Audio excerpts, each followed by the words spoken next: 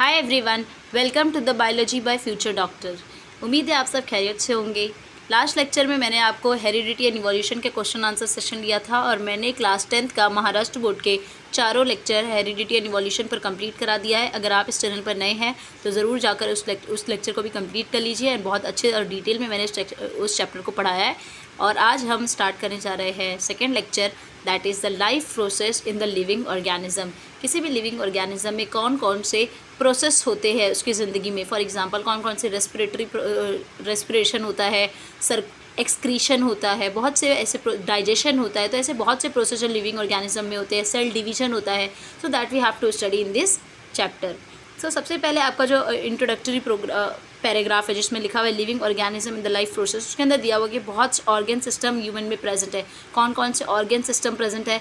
Excretory system, digestive system, circulatory system, nervous system, बहुत से system जब मिलते हैं, लेकिन सारे ही प्रेजेंट होने के बाद हमारी बॉडी में जो फंक्शन करते हैं कैसे कोऑर्डिनेटेड मैनर में। हर कोई अपना काम कर रहा है लेकिन सारे के सारे कैसे काम कर रहे हैं? कोऑर्डिनेटेड मैनर में काम कर रहे हैं, एक दूसरे के साथ कोऑर्डिनेट करके काम कर रहे हैं। ठीक है, तो इस तरीके से कोऑर्डिनेशन मेंटेन होता है नर्वस सिस्टम से या फिर एंडोक्राइन सिस्टम वगैरह से कोऑर्डिनेशन मेंटेन किया जाता है। उसके बाद बताया गया है कि एनर्जी के बारे में बताया गया कि कौन कौन से मेन सोर्स ऑफ एनर्जी है। कार्बोहाइड्रेट, फैट और lipid, they are the main source of energy. For energy क्या हो जाती है? एनर्जी एक ऐसा रिक्वायरमेंट होता है जो हमें काम करने की ताकत प्रोवाइड करता है, that is a energy. So energy कहाँ से, कौन से मेन सोर्स से कौन से 3 मेन सोर्स है? तो कार्बोहाइड्रेट, फैट और लिपिड। ये क्वेश्चन आपसे पूछ सकते हैं, what are the main source of energy? So carbohydrate, fat and lipids. ठीक है, अब जो एनर्जी है वो 2 टाइप एनर्जी जो है वो माइटोकॉन्ड्रिया से हासिल होती है, क्योंकि हमारे सेल में हम जानते हैं, अगर मैं सेल का यूकैरियोट का अगर आपको सेल दिखाती हूँ तो यूकैरियोट के सेल में ये हमारा न्यूक्लियस है। ठीक है, ये माइटोकॉन्ड्रिया है। तो जो माइटोकॉन्ड्रिया, इसे बचपन में हमने पढ़ा था कि माइटोकॉन्ड्रिया क्या होता है? The power house of cell. Mitochondria is considered as the power house of the cell. इसका मतलब पावर हाउस मतलब क्या होता है? ये एनर्जी प्रोवाइड करता है सेल के लिए। सो दैट्स वाई हम बोल सकते हैं कि जो कार्बोहाइड्रेट, फैट और लिपिड है, इन सब को क्या किया जाता है? तोड़कर एनर्जी बनाई जाती है। तो एनर्जी कैसे बनेगी? एनर्जी सिर्फ फूड से, सिर्फ खाने से नहीं बनती है, लेकिन खाने के साथ उसमें जब ऑक्सीजन मिला होता है तब जाकर क्या होता है? माइटोकॉन्ड्रिया में जाकर एनर्जी का फॉर्मेशन होता है। सो एनर्जी, अगर कोई सिर्फ खाना खा लेगा और एनारोबिक कंडीशन में जाकर बैठेगा तो क्या उसे एनर्जी पूरी मिलेगी? नहीं मिलेगी। तो वैसे तो उसे एनर्जी मिलेगी लेकिन कम मिलेगी, लेकिन एज़ कम्पेयर टू अगर वो ऑक्सीजन वाली कंडीशन में प्रेजेंट होगा तो he can get the ample amount of energy. Okay, और ये एनर्जी कहाँ बनती है? माइटोकॉन्ड्रिया में बनती है। अब यहाँ पे कार्बोहाइड्रेट के बारे में दिया गया है कि अगर 1 ग्राम कार्बोहाइड्रेट है तो उससे कितनी एनर्जी निकल सकती है? तो उससे 4 kilo calorie. This is a, के का मतलब किलो है और CL का मतलब कैलोरी है। कैलोरी ये एक एनर्जी को मेजर करने की यूनिट है, किलो कैलोरी। सो ये वैल्यू याद रखनी है कि 1 ग्राम कार्बोहाइड्रेट से कितनी कैलोरी निकलती है? एनर्जी 4 किलो कैलोरी निकलती है। ठीक है, ये यूकैरियोट के सेल का स्ट्रक्चर हमने देख लिया है, किस तरीके से माइटोकॉन्ड्रिया प्रेजेंट होता है और वो कैसे पावर हाउस के जैसे काम करता है। ठीक है, तो अब जैसे मैंने बताया कि एनर्जी रिक्वायर्ड होती है हर काम करने के लिए। एनर्जी बॉडी को फिजिकल एक्टिविटी के लिए भी रिक्वायर्ड है कि अगर किसी को खेलना है, कूदना, या फिर जो हमारे बॉडी के खुद के फंक्शन है जैसे digestion also requires the energy. The digestion also, circulation, everything requires the energy. So body के प्रोसेस को भी होने के लिए एनर्जी का रिक्वायरेशन है। और जो ऐसा प्रोसेस जो एनर्जी, जिससे एनर्जी गेन होती है, that process is called as respiration. The process through which the food is oxidised to release the energy in the form of ATP is called as respiration. एक ऐसा process जिसमें food को oxidised का मतलब आप अभी ब्रेकडाउन समझ सकते हैं, आगे चल के हम इसको डिटेल में समझेंगे कि ऑक्सीडाइज्ड का मतलब क्या है। सो ऐसा प्रोसेस जिसमें फूड को ब्रेक डाउन करके एनर्जी रिलीज़ की जाती है इन the form of ATP। In the form of ATP क्यों कहा गया है? बिकॉज ATP जिस तरीके से पैसा, हम मनी की बात करते हैं तो मनी का जो होता है, मनी की करेंसी क्या हो जाती है? रुपया होता है। रुपया के फॉर्म में हम लोग मनी को यूज़ करते हैं। तो इस तरीके से एनर्जी जो है वो किसके फॉर्म में स्टोर होती है? ATP के फॉर्म में। सो आप पढ़ोगे कि जो ATP है वो क्या होती है? करेंसी ऑफ एनर्जी होती है, एनर्जी की करेंसी होती है। ठीक है, मतलब एक फॉर्म है कि एनर्जी को स्टोर किस फॉर्म में होती है? ATP के फॉर्म में होती है। आगे मैं आपको इसका फुल फॉर्म भी बताऊंगी, इसका स्ट्रक्चर भी समझाऊंगी कि किस तरीके से ATP दिखाई देता है इन द नेक्स्ट लेक्चर। ठीक है। तो रेस्पिरेशन मैंने समझा दी क्या हो जाता है, एक ऐसा प्रोसेस जिसमें एनर्जी फूड को ऑक्सीडाइज करने के बाद ऑक्सीजन के प्रेजेंस में so we get the energy is called as respiration. अब रेस्पिरेशन 2 लेवल पर होते हैं, जो रेस्पिरेशन है क्या होते हैं, 2 लेवल्स पर रेस्पिरेशन होते हैं, एक बॉडी लेवल का रेस्पिरेशन और एक सेलुलर लेवल का रेस्पिरेशन। मैं एग्जांपल से समझाती हूँ। फॉर एग्जांपल अगर कोई एक ह्यूमन बीइंग है, ड्राइंग तो बहुत ज़्यादा ही गंदी है मेरी, लेकिन बट यू कैन अंडरस्टैंड। ये कोई ह्यूमन बीइंग है, ये उसकी नॉस्ट्रिल है, ये इसका नाक है, ठीक है। उसने सबसे पहले क्या किया, कार्बन डाइऑक्साइड को सबसे पहले उसने ऑक्सीजन इनटेक किया और कार्बन डाइऑक्साइड रिलीज़ किया। तो इस टाइम पर किसने क्या किया है, exchange of carbon dioxide and the oxygen with the environment and the body. तो इस प्रोसेस को हम, ये भी एक रेस्पिरेशन का ही पार्ट है, लेकिन ये बॉडी लेवल पर रेस्पिरेशन हुआ है। So the respiration occur at the 2 level, first is at the body level. Body level पर क्या होता है, exchange of carbon dioxide and the oxygen take place and it occurs. Second level कहाँ पर होता है, सेलुलर लेवल पर। अब जो ऑक्सीजन है अब वो बॉडी में जाएगी, अब वो क्या हो जाएगी, फूड के साथ उसके साथ ऑक्सीडेशन होगा और वो पूरे सेल में ब्लड के ज़रिए फिर फ्लो होगा। तो इस तरीके से एनर्जी का फॉर्मेशन होगा। तो दूसरा जो होता है वो कहता है सेलुलर लेवल पर होता है। सेलुलर लेवल पर ऑक्सीडेशन, अब सेलुलर लेवल पर भी 2 तरीके की होती है, एक विद ऑक्सीजन सेलुलर लेवल पर, या तो अब ऑक्सीजन के साथ भी हो सकती है या तो विदाउट ऑक्सीजन भी हो सकती है। तो वेरी इजी इट इज़ कि रेस्पिरेशन 2 लेवल पर होती है। बॉडी लेवल पर क्या होता है, simply exchange of carbon dioxide and the oxygen. Second cellular level पर, सेल के लेवल पर होती है। अब सेलुलर लेवल पर 2 तरीके से हो सकती है, या तो ऑक्सीजन के साथ भी हो सकती है रेस्पिरेशन, या तो विदाउट ऑक्सीजन के भी हो सकती है। अब यहाँ पे देख लो तुम, विदाउट ऑक्सीजन है तो इसको एनारोबिक रेस्पिरेशन बोल देंगे।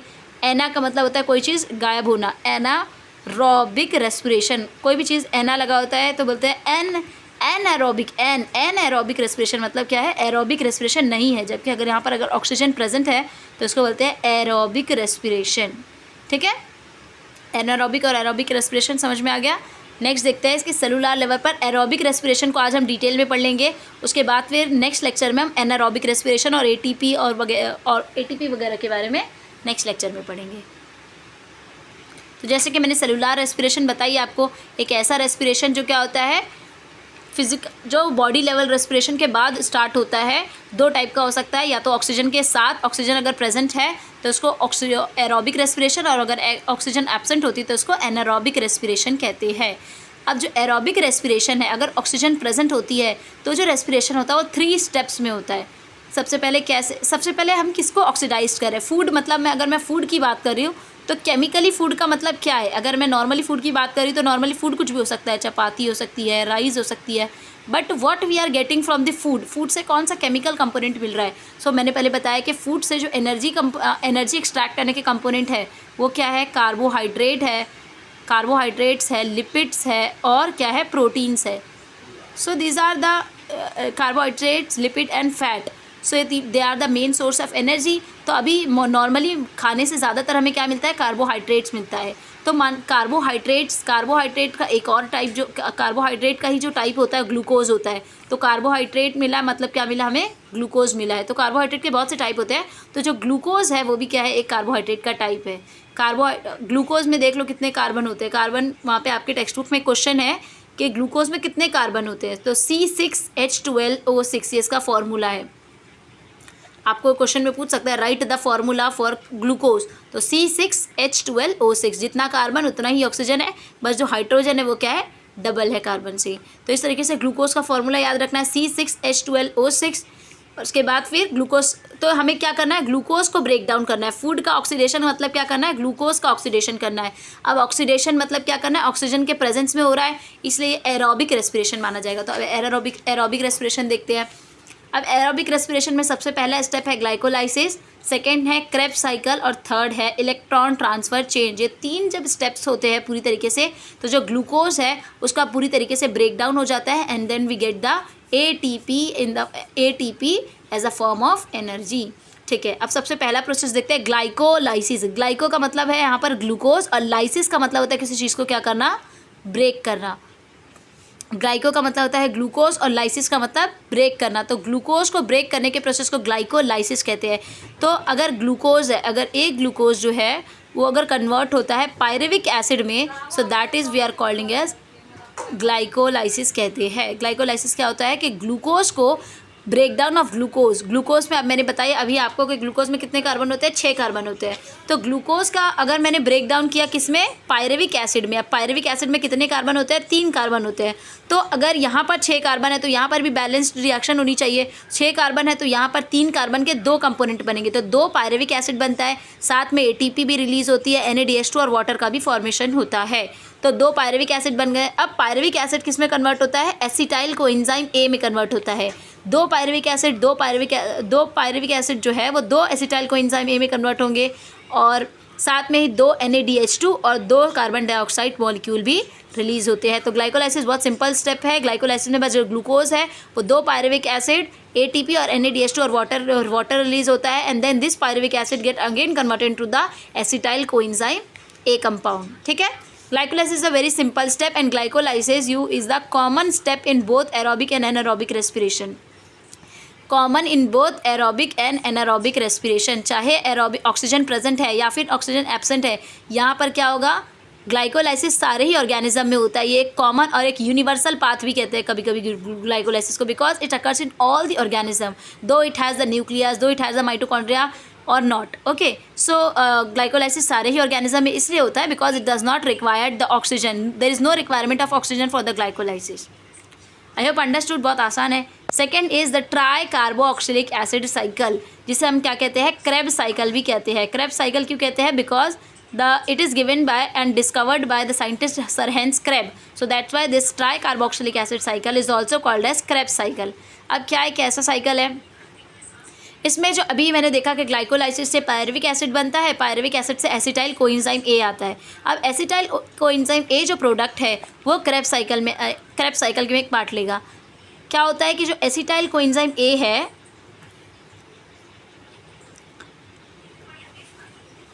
इस तरीके से सबसे पहले समझते हैं सेल को। ये सेल है हमारे पास, ये मेरा न्यूक्लियस है और ये माइटोकॉन्ड्रिया है। तो जो प्रोसेस हो रहा है ग्लाइकोलाइसिस, सबसे पहले ग्लूकोज था, glucose get converted to the pyruvic acid. Now this pyruvic acid में कन्वर्ट हो गया है। Pyruvic acid get enter into the mitochondria. ये क्या है, ये माइटोकॉन्ड्रिया है। माइटोकॉन्ड्रिया के अंदर इंटर करेगा and then it converted to the acetyl coenzyme A। Acetyl coenzyme A में कन्वर्ट हो जाएगा। अब ये एसिटाइल कोएंजाइम A क्या होता है, माइटोकॉन्ड्रिया के अंदर ही क्रेब्स साइकिल होता है। तो always remember that where is the location of tricarboxylic acid cycle, the answer is mitochondria. Mitochondria के अंदर ही क्रेब्स साइकिल होता है, जबकि ग्लाइकोलाइसिस जो होता है वो साइटोप्लाज्म में होता है। So that's why I say the glycolysis to the universal pathway, क्योंकि अगर ऐसे ऑर्गेनिज्म जिनके पास माइटोकॉन्ड्रिया नहीं है उनके पास भी ग्लाइकोलाइसिस होगा, बिकॉज ये जो ग्लाइकोलाइसिस है वो साइटोप्लाज्म में होता है and also it does not require the oxygen, but the tricarboxylic acid cycle occur into the mitochondria में होता है, क्योंकि ये जो पायरुविक एसिड होता है वो एसिटाइल कोएंजाइम A में कहाँ आकर कन्वर्ट होता है, माइटोकॉन्ड्रिया में आकर कन्वर्ट होता है। अब क्रेब्स साइकिल क्या होती है, एक सीरीज ऑफ साइकिल्स होती है जिसमें एसिटाइल कोएंजाइम A अगेन किसी एसिड में कन्वर्ट होता है, again then convert into this, ये कंप्लीट साइकिल होती है। और उसके बाद एक कंप्लीट साइकिल में क्या क्या फॉर्मेशन होता है, NADH2 का फॉर्मेशन होता है, FADH2 का फॉर्मेशन, कार्बन डाइऑक्साइड और साथ में वाटर भी रिलीज होते हैं। तो पहला स्टेप ग्लाइकोलाइसिस में पायरुविक एसिड निकला था, pyruvic acid acetyl coenzyme A में कन्वर्ट होता है माइटोकॉन्ड्रिया में आकर acetyl coenzyme A Krebs cycle के अंदर जाता है। क्रेब्स साइकिल से NADH2, FADH2, कार्बन डाइऑक्साइड और वाटर का फॉर्मेशन होता है। लेकिन आपने यहाँ पे गौर किया कि यहाँ पर ट्राई कार्बोक्सिलिक एसिड में NADH2 और FADH2 बने हैं, बट एनर्जी जो होती है वो किस फॉर्म में होती है, ATP के फॉर्म में हमारे बॉडी में स्टोर होती है। So this has to be converted into the ATP। So there is again cycle और again a process for conversion of this NADH2 and the FADH2 into the ATP, and that process is called as electron transport chain. Electron transport chain एक ऐसा process जिसमें NADH2 और FADH2 का oxidation होकर they get converted into the ATP। Now, when the NADH2 get oxidized, it converted into the 3-ATP। जब NADH2 को break करते हैं तो 3-ATP का फॉर्मेशन होता है। इसी तरीके से जब FADH2 को ब्रेक करते हैं उसमें हमें को कितने ATP मिलते हैं, 2 ATP गेन होते हैं। सो ये जो NADH2 और FADH2 का ATP में कन्वर्जन है वो इलेक्ट्रॉन ट्रांसपोर्ट चेन में होता है, and this also occur into the mitochondria. ये किसी भी और ये सिर्फ माइटोकॉन्ड्रिया में ही होता है, और माइटोकॉन्ड्रिया के मोर स्पेसिफिकली इनर मेम्ब्रेन में होता है। मैं आपको स्ट्रक्चर दिखाती हूँ माइटोकॉन्ड्रिया का, आपको बेटर क्लैरिटी आएगी कि जो इलेक्ट्रॉन ट्रांसपोर्ट चेन है, ये जो क्रेब्स साइकिल है, क्रेब्स साइकिल माइटोकॉन्ड्रिया के मैट्रिक्स में होता है। मैट्रिक्स का मतलब साइटोप्लाज्म ही होता है, लेकिन माइटोकॉन्ड्रिया का मैट्रिक्स मतलब माइटोकॉन्ड्रिया का साइटोप्लाज्म, ये माइटोकॉन्ड्रिया का बीच वाला। लेकिन जो इलेक्ट्रॉन ट्रांसपोर्ट चेन है वो इसके इनर मेम्ब्रेन में होता है। जो ये इनर वाली मेम्ब्रेन है, इस मेम्ब्रेन में होती है। तो जो इलेक्ट्रॉन ट्रांसपोर्ट चेन है इनर मेम्ब्रेन में होगी, जबकि जो ट्राई कार्बोक्सिलिक साइकिल है वो माइटोकॉन्ड्रिया के मैट्रिक्स में होता है। ठीक है, और इस तरीके से मैंने देखा कि इलेक्ट्रॉन ट्रांसपोर्ट चेन में NADH2 3 ATP में और FADH2 2 ATP में, और साथ में यहाँ पर ATP और वाटर का भी फॉर्मेशन होता है। ATP के साथ साथ इसमें वाटर का भी फॉर्मेशन होता है। उसके साथ में माइटोकॉन्ड्रिया का यहाँ पे स्ट्रक्चर देख लेते हैं किस तरीके से। माइटोकॉन्ड्रिया की डबल मेम्ब्रेन माइटोकॉन्ड्रिया होता है। ये इसका आउटर मेम्ब्रेन है, ये इसका आउटर मेम्ब्रेन है, और ये इसका इनर मेम्ब्रेन है। ये येलो वाला जो है मैंने बनाया क्या है, ये इनर मेम्ब्रेन है। तो इनर मेम्ब्रेन में ही क्या होता है, इनर मेम्ब्रेन में ही इलेक्ट्रॉन ट्रांसपोर्ट चेन, यहाँ पर ही क्या होगा, इलेक्ट्रॉन ट्रांसपोर्ट चेन होगी।